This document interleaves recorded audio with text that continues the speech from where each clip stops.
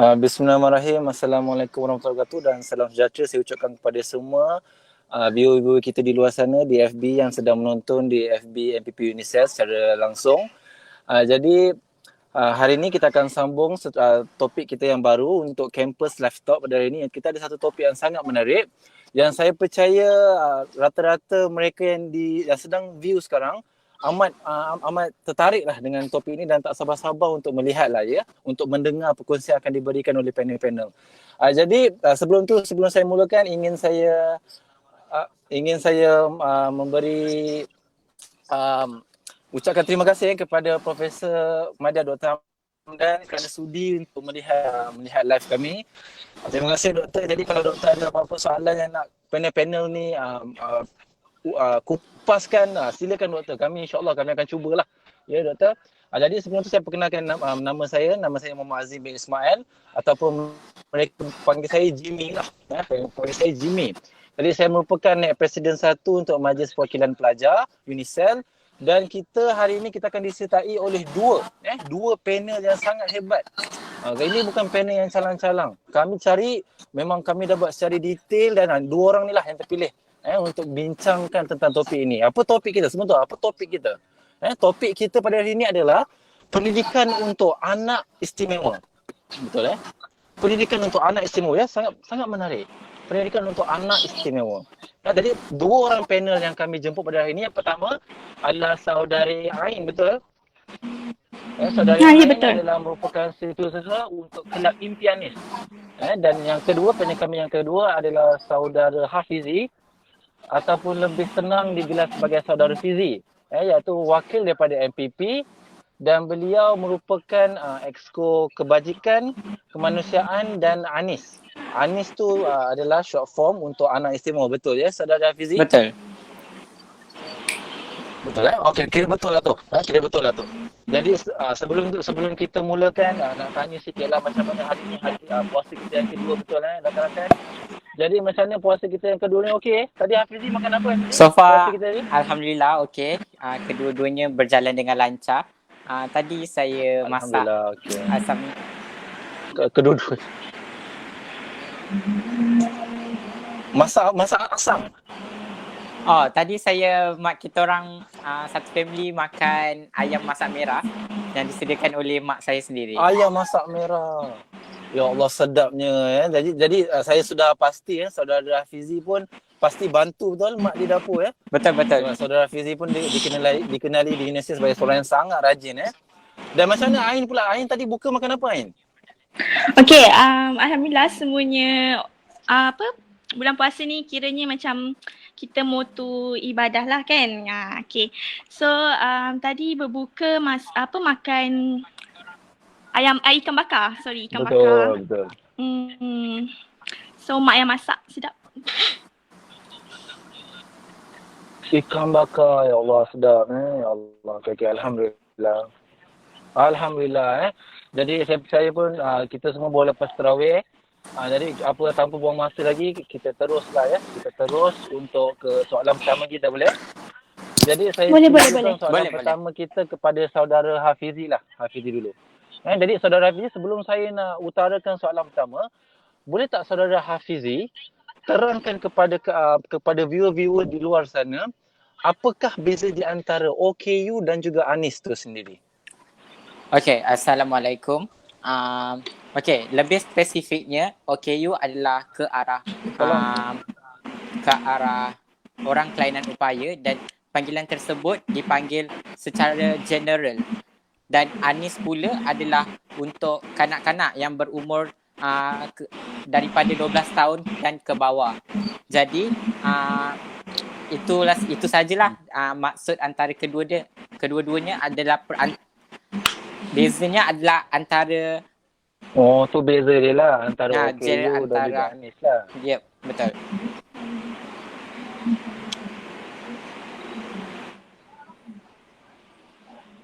Menjawab soalan?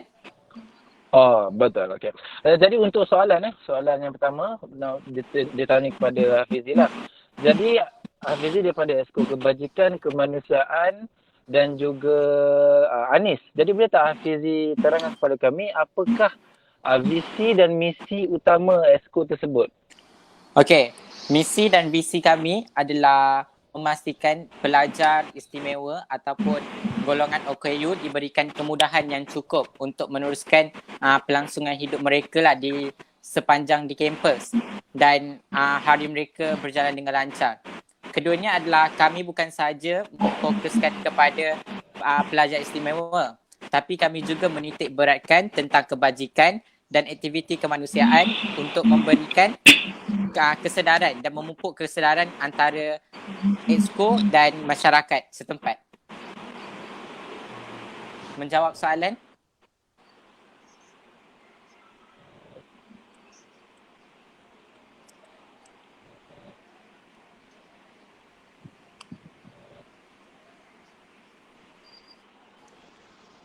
Hello? Oh, sangat menjawab so jadi kita faham lah. Jadi sekarang viewer pun faham sebenarnya apa fungsi esko tersebut, apa fungsi MPP di dalam membantu golongan-golongan Anis ni, betul? Jadi seterusnya kita nak bagi soalan kepada panel kita yang pertama, iaitu saudara Ain. Jadi untuk saudara Ain, saudari Ain, maafkan saya, merupakan cerita untuk kelab impianis. Boleh saudari Ain terangkan kepada kami semua apakah misi dan visi utama kelab impianis itu tersebut? Okey, terima kasih kepada saudara Hazim. Baiklah, sebelum saya menjawab soalan, untuk pengetahuan semua, kelab impian Anis ini baru sahaja ditubuhkan pada semester yang lepas. Dan sepatutnya segala perancangan yang telah dibuat akan dijalankan pada semester ini. Cuma dengan keadaan sekarang ni agak semuanya tergendala. Okey, baiklah. Untuk misi kelab kami adalah mengutamakan pendidikan untuk golongan anak istimewa serta menaikkan lagi martabat golongan orang kurang upaya. Okey, ini adalah kerana macam kalau kita nampak ramai orang tak ada kesedaran untuk anak-anak istimewa ni. Bagi diorang macam okey, diorang dah dapat kebajikan, cukuplah. Tapi sebenarnya tak, diorang memerlukan pendidikan macam kita juga. Okey. Untuk visi pula adalah mencapai pendidikan anak-anak istimewa supaya mereka rasa berhak untuk memiliki pendidikan yang sepatutnya. Kerana golongan ini berhak untuk mendapat pendidikan seperti orang lain. Macam yang saya cakap tadi, diorang ni sebenarnya memerlukan pendidikan yang meluas. Sebab kalau kita tengok ramai je orang-orang kurang upaya ke ataupun anak-anak istimewa ni, diorang lebih berjaya daripada kita yang biasa ni lah. Okey, itu saja. Betul. Jadi itulah visi dan misi utama kelab impianis ya. Ya, betul. Jadi sangat menarik. Jadi saya harap view semua lebih faham lah tentang apa fungsi kedua-dua badan itu tersebut. Jadi soalan seterusnya saya nak tanya kepada saudari Ain. Di mana tadi saudari Ain ada mention berkenaan apakah visi dan misi utama kelab impianis, betul? Jadi boleh tak saudari Ain terangkan apakah aktiviti-aktiviti yang telah dijalankan ataupun yang dirancang untuk membantu ataupun untuk khususnya untuk golongan Anis ni? Okey. Seperti yang saya katakan tadi, sepatutnya segala perancangan program yang telah kami bincang akan dijalankan pada semester ini. Tapi disebabkan PKP kan, so semuanya tergendala. Baiklah, saya akan bagi tahu sikitlah beberapa aktiviti yang telah kami rancang. Antaranya yang pertama adalah menjengah kasih. Okey, menjengah kasih ni adalah kami akan membawa pelajar universiti iaitu Unisel pergi ke rumah orang tua yang kurang upaya, warga emas. Sebab dengan aktiviti ni, mahasiswa dan mahasiswi dapat menyelami lagi jiwa mereka dengan lebih dekat dan dapat tahu macam mana cara nak menguruskan mereka, cara nak berkomunikasi dengan mereka. Okey. Seperti kalau kita tengok ramai yang macam takut-takut nak berkomunikasi dengan mereka ni lah, dengan orang kurang upaya ni. Tapi kalau kita macam dekati mereka, kalau kita macam bersembang dengan diorang semua, sebenarnya okey je. Diorang lagi happy dan kita pun akan rasa lagi macam okey, sebenarnya kalau kita buat aktiviti-aktiviti lagi macam okey je. Diorang akan bagi layanan yang baik juga kat kita. Okey, yang kedua adalah tok kesedaran. talk kesedaran ni mungkin akan diadakan di Unicell ataupun di luar, tidak pasti lagi. Cuma talk kesedaran ni adalah untuk bagi kesedaran dekat orang ramai yang orang kurang upaya ataupun anak-anak istimewa ni sebenarnya memerlukan orang kata kita kena perkembangkan lagi diorang punya pendidikan. Sebab kalau kita nak diorang ni sebenarnya diorang sukakan kemahiran. Kalau kita tengok ada yang macam berjaya je diorang buat cendera mata ke cendera hati ke kan. So Betul. dengan talk ni orang akan jadi macam sedar lah. Diorang kita ni tak boleh nak abaikan orang-orang kurang upaya ni. Betul. Yang ketiga adalah sayangi mereka. Okay. Sayangi mereka ni kami program di pusat dalam komuniti di Sungai Buloh iaitu PDK. Okey, pusat dalam komuniti ni mungkin ramai orang tak tahu apa dia punya, orang kata dia punya fungsi. Okey, pusat dalam komuniti ni kalau sesiapa yang tak tahulah, diorang ada kelas yang khusus untuk anak-anak istimewa. Dekat situ ada yang umur masih ada yang macam umur masih kecil, masih tadika lagi, ada yang dah besar, dah dewasa pun. Okey, diorang ada kelas-kelas tersendiri. Maksudnya macam ada yang macam yang tak berapa nak, orang kata tak berapa nak fasih lagi, diorang akan asingkan. So maknanya maksudnya mereka ni dididik lah untuk macam diorang diperkembangkan lagi diorang punya kemahiran yang diorang ada tu. Okay, so yang last sekali aktiviti kami adalah 1 hari bersama anak istimewa. 1 hari bersama anak istimewa ni kemungkinan kami akan menjemput mereka ke Unicell ataupun kita sendiri yang ke tempat mereka lah. Okay, 1 hari bersama anak istimewa ni adalah satu aktiviti yang kita adakan untuk kita bagi orang kata aktiviti pendidikan dekat dorang. Macam apa? Antaranya maybe disleksia kan. Disleksia ni kan ada masalah pembelajaran kan. Okey. Mungkin dengan aktiviti ni kita akan macam tahu lagi macam mana dorang punya cara untuk mengajar dorang, cara untuk kita perkembangkan lagi dorang punya pendidikan tu kan. Okey.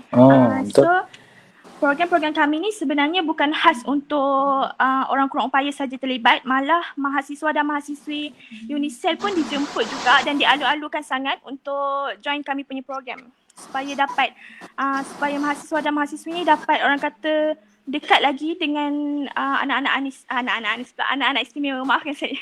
Okey, itu saja menjawab soalan.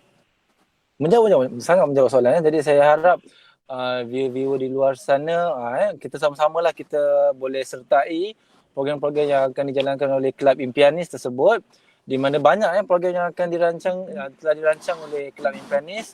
Kita dapat macam yang saudari Ain perkatakan tadi, kita dapat kenal dengan lebih mendalam golongan-golongan ni, sebab kita tak boleh apa orang panggil, kalau orang kampung saya mereka panggil don't judge the book by its cover, betul? Yes. Jadi kita tak boleh kita tak boleh nak nilai seseorang tu hanya di luar.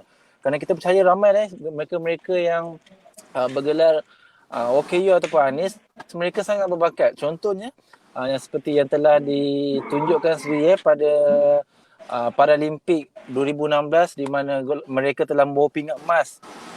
Nak tunjuk betapa harumnya nama negara Malaysia disebabkan oleh mereka.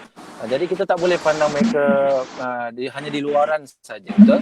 Okey, jadi seterusnya kepada saudara Hafizi, iaitu merupakan wakil daripada LTP.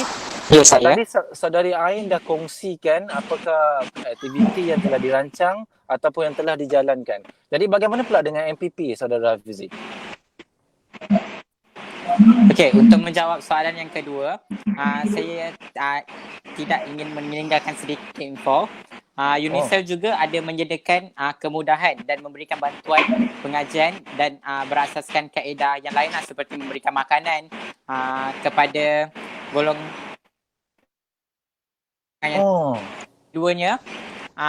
Pada waktu PKP ini, Majlis Perwakilan Pelajar Unicell juga menjadi perantaraan antara universiti dan pihak dengan mahasiswa yang masih terkandas sama ada di hostel ataupun di dorang punya tempat rumah sewa lah. Jadi kerja kami semasa tempoh kawalan pergerakan ini berlangsung, kami juga ada membahagikan sedikit sumbangan yang disumbangkan oleh kerajaan negeri ke sekitar kawasan kampus ataupun kawasan kepada pelajar yang masih terkandas. Jadi kebajikan mereka semua terjaga lah ya saudara?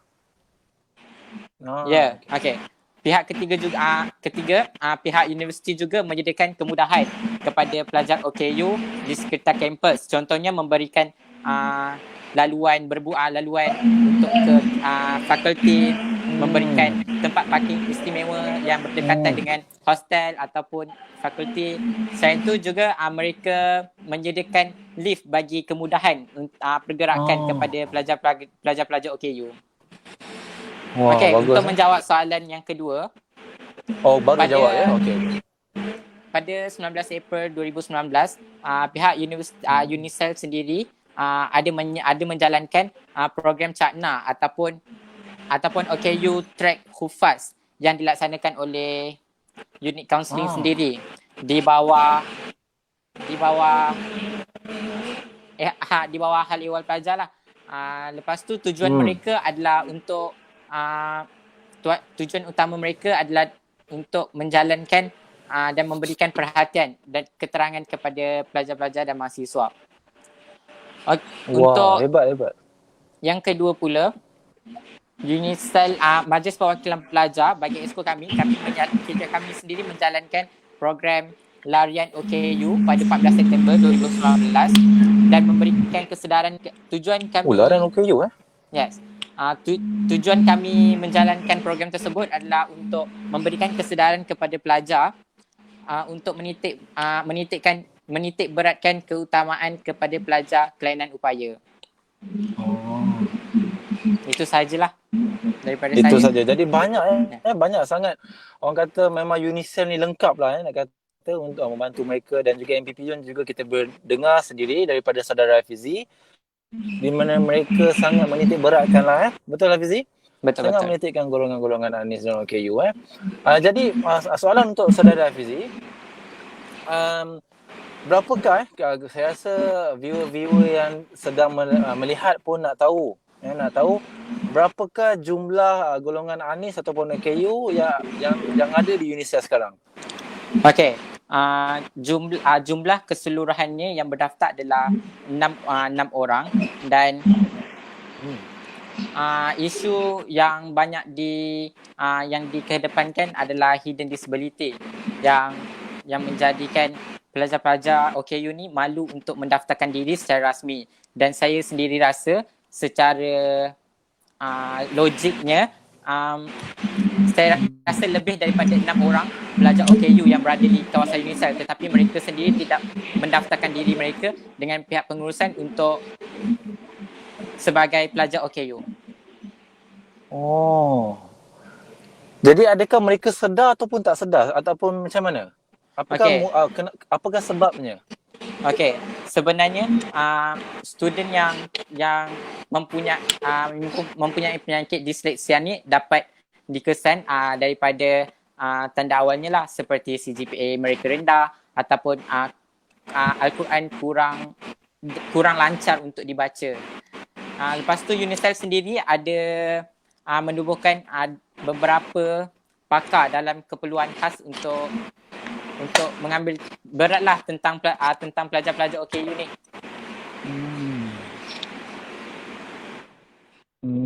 Okey. Itu sajalah. Jadi yang 6 orang tu saya percaya 6 orang tu daripada Shah Alam ya. Ya. 6 orang tu adalah secara rasmi lah. Secara rasmi yang berdaftar dengan UNICEF. Terima kasih saudara Hafizi. Jadi boleh tak saudari Ain soalan untuk saudari Ain pula.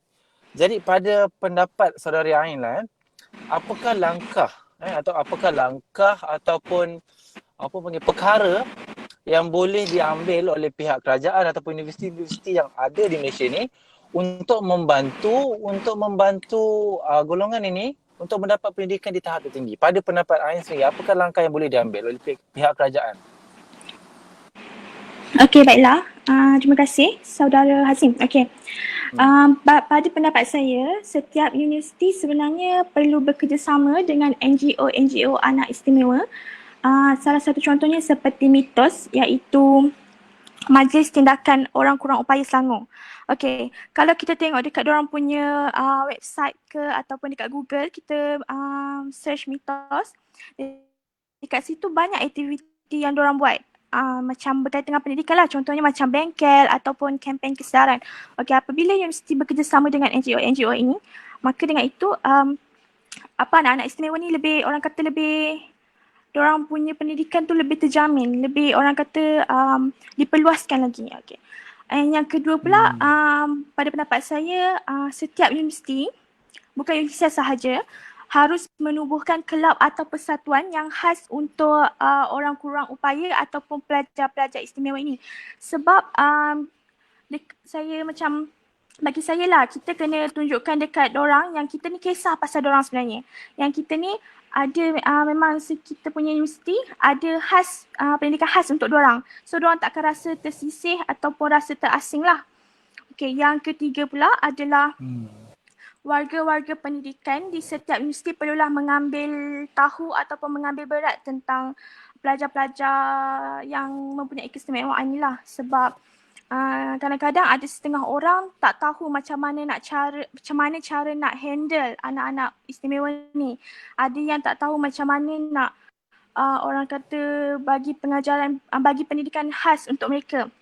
Kalau kita tengok macam mana, tak semua orang boleh handle dorang ni. Tak semua orang boleh ada kesabaran untuk mendidik mereka. Okay, sebab dorang kan ada dorang punya kadang-kadang agresif, kadang-kadang dorang ada dorang punya time untuk jadi hyper kan. Okay, baiklah. Dan yang terakhir sekali adalah universiti perlu memberi pendedahan yang meluas tentang cara macam mana nak memperluaskan pendidikan untuk anak-anak istimewa. Sebab dorang ni kalau dorang berjaya, kalau dorang belajar ataupun dorang mengambil kemahiran apa-apa, dorang boleh jadi lagi berjaya daripada kita yang biasa ni. Okey, salah satu contohnya adalah Lee Tiamwah, iaitu pemilik Speakmite. Okey, beliau lumpuh daripada kecil lagi disebabkan penyakit polio. Okey, start daripada umur 23 tahun. Ya, iya ke? Daripada umur 23 tahun beliau dah orang kata dah startkan perniagaan, and sekarang ni beliau mempunyai lebih kurang 200 cawangan Speakmite di seluruh Malaysia. Okey. So dari sini dari sini kita dapat lihat dorang ni kalau sebenarnya kalau kita bagikan bagi dorang pendidikan yang khas, dorang boleh berjaya. Tak semestinya macam alah dia ni anak istimewa, dia takat tu je lah. Tak, sebenarnya tak. Dorang ada hak untuk belajar, untuk mendapat pendidikan sama juga macam kita. Cuma bezanya dorang ada keistimewaan dan kita ni orang kata sedia ada lah. Itu saja saya menjawab soalan. Terima kasih. Faham. Itu saja ke? Itu saja. Sangat menjawab. Pada saya dah terlebih jawab. Sangat bagus. Jadi kita tahu betapa hebatnya golongan ini berjadi kerana kita tidak pandang mereka atau kita tidak pandang mereka dan kita treat mereka dengan betul lah, betul kan? Tadi kerana seterusnya saya kepada saudara Hafizi. Saudara Hafizi tadi ada cakap bahawa yang telah berdaftar selama 6 orang, betul? Dan kita tak pasti berapa ramai lagi yang belum berdaftar, mungkin lebih ramai. Jadi untuk MPP sendiri, apakah langkah-langkah ataupun perkara ataupun inisiatif yang boleh diambil untuk memastikan tiada yang terlepas dan memastikan semua mereka yang bergelar anak istimewa ataupun OKU berdaftar bersama UNICEF? Okay. Sebenarnya untuk menjawab soalan, benda ni dia depends on pelajar tersebut. Kerana sekiranya kami ingin menolong mereka secara rasmi, kami memerlukan data yang cukup untuk menolong mereka lah. Jadi mereka perlu membuat tim resmi dengan pihak pengurusan UNICEF.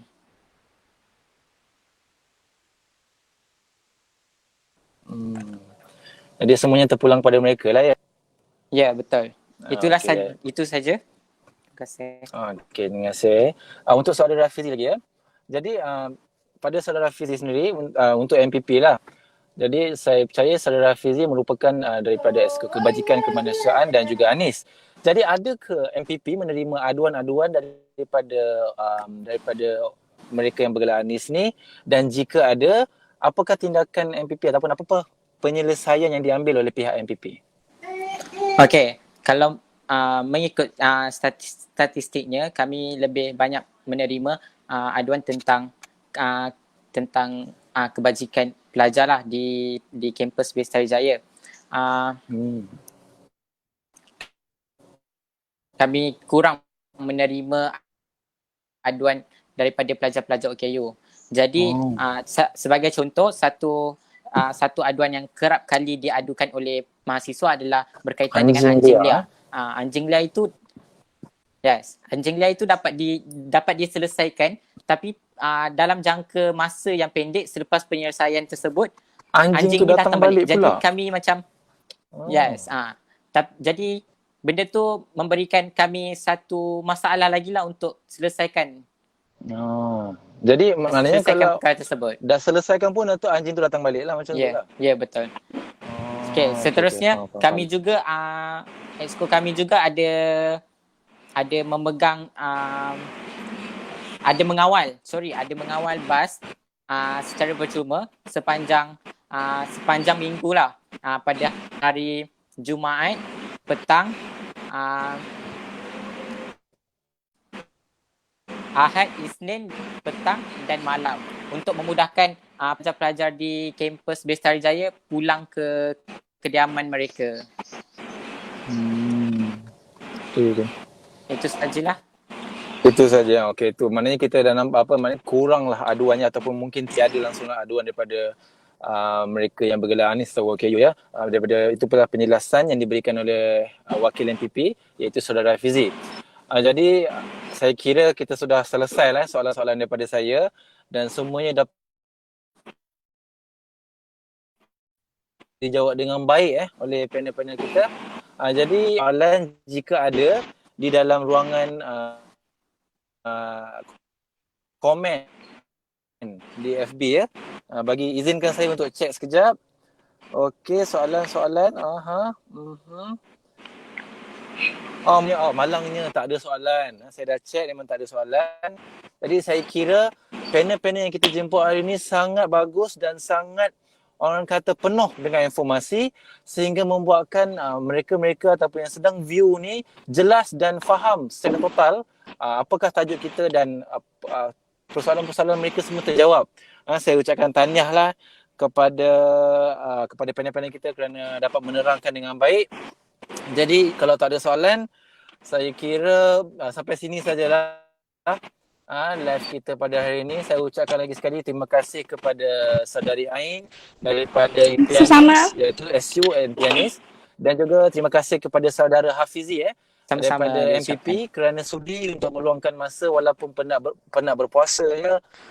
Penat tadi rushing daripada tarawih, penat tarawih terus pergi live. Saya sangat terima kasih diucapkan kepada kalian dan kepada viewer-viewer di luar sana. Saya kira ramai, ada lebih 4,000 orang tengah view sekarang. Terima kasih kepada anda semua kerana meluangkan masa dan sudilah untuk bersama kita untuk lihat dan kupaskan bersamalah tajuk kita pada hari ini, iaitu pendidikan untuk anak istimewa. Jadi disebabkan masa pun mencemburui kita. Saya doakanlah untuk supaya sesama kita doakan untuk pandemik COVID-19 ni dapat berakhir dengan segera dan kita dapat teruskan kehidupan kita dengan normal. InsyaAllah amin. InsyaAllah amin. Dan buat masa PKP ni dia diharapkan atau dinasihatkan untuk semua untuk duduk di rumah. Saya di dalam kereta kerana internet di dalam rumah kurang kuat. Jadi sebenarnya saya di luar rumah aja, saya tak pergi mana-mana. Jadi sesamalah kita stay home dan MPP stay safe. Awesome. Sekian, Assalamualaikum. Waalaikumsalam. Terima kasih.